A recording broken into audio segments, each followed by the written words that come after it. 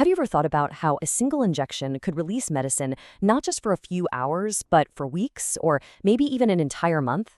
It sounds like science fiction, right? Well, back in 1997, a paper by O'Donnell and McGinnity mapped out this incredible scientific puzzle.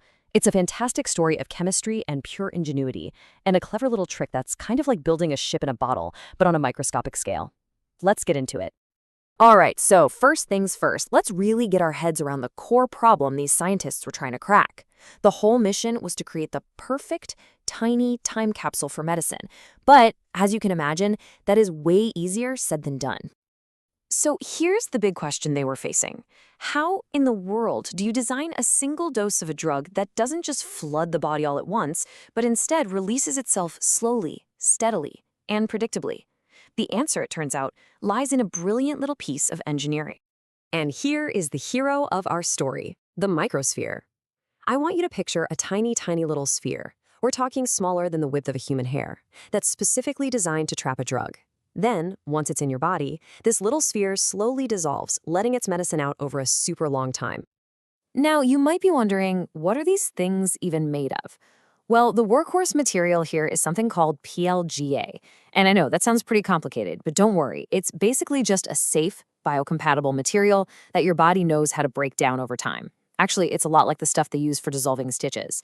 It just disappears. No need to get it taken out. Okay, so the scientists had their material, PLGA. Now they needed the recipe to actually make these drug-filled spheres. And the first method they tried seemed, well, almost beautifully simple. It's a technique called an oil-in-water emulsion. And again, it might sound all technical, but I guarantee you've probably made one in your own kitchen without even thinking about it. The process really seems pretty straightforward. You take your drug and the polymer and you dissolve them in an oily solvent. Then you whip that oily mixture into water. What you get is an emulsion of tiny oil droplets floating in the water. It's exactly like making vinaigrette salad dressing. As you stir, that oily solvent starts to evaporate, and those little droplets harden into solid microspheres, with the drug trapped right inside. Simple, right? Well, here's the twist. This simple recipe works like a charm, but, and this is a huge but, it only works for a certain kind of drug. Specifically, drugs that are hydrophobic, ones that hate water. For them, it's perfect. But for another super important class of modern medicines, this whole method is a complete and utter disaster. And this brings us to what I like to call the Great Escape.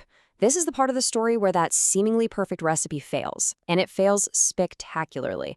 This is where the real scientific detective work had to begin. So here's where it all goes wrong.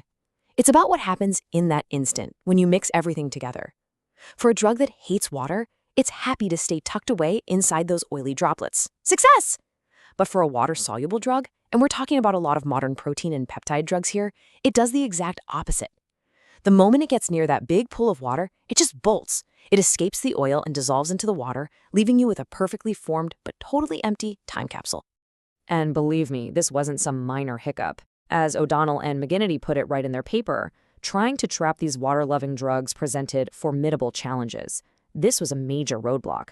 They needed a totally new plan, a much, much cleverer one. And the solution they came up with is it's the scientific equivalent of a magic trick.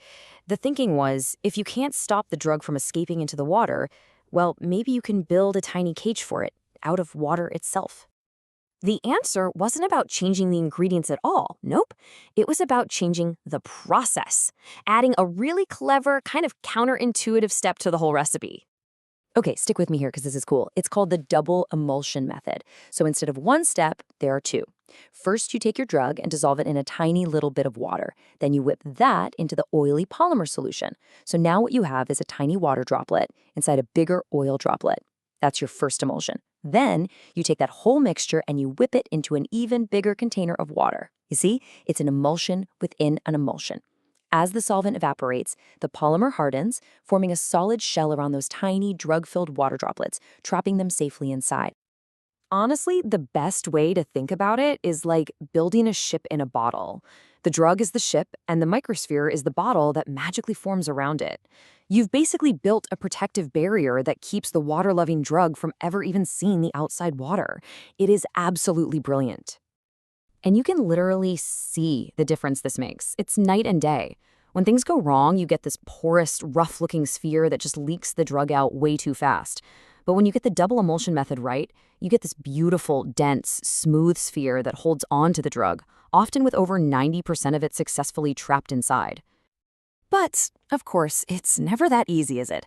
As the scientists quickly found out, having the right recipe was only half the battle.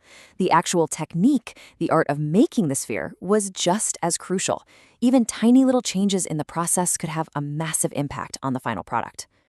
Take something as simple as stirring speed. Just look at this chart. The faster you stir the mixture, the smaller the microspheres get.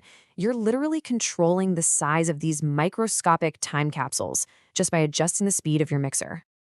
So why does size matter so much? Well, smaller spheres have a much bigger surface area for their size, and that can lead to something called a burst release, where a whole bunch of the drug escapes all at once, right at the beginning, which is exactly what you're trying to avoid. So the real goal is to find that Goldilocks zone, the perfect balance of size and density to get that nice, steady release. And it gets even more detailed than that. The researchers also found that the speed at which you remove the solvent makes a huge difference. Do it too fast and you can trap the polymer in a less stable state, making it more porous and, again, changing how the drug gets out. So the big takeaway here is that making these tiny little delivery systems isn't just about mixing chemicals. It's this incredibly delicate dance between chemistry and physics, where every single variable, stirring speed, temperature, evaporation rate, has to be controlled with absolute precision. But of course, in the world of science, solving one problem almost always uncovers a whole new set of them.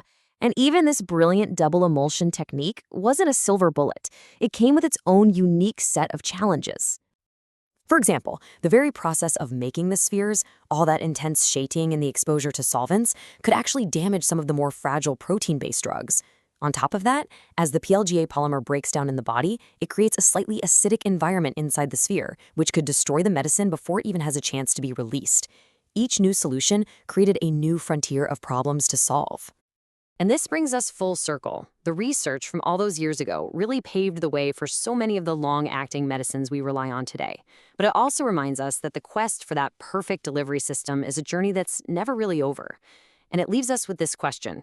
With all these challenges still on the table, what's the next brilliant trick, the next emulsion within an emulsion, that's going to unlock how we deliver the fragile, powerful medicines of the future?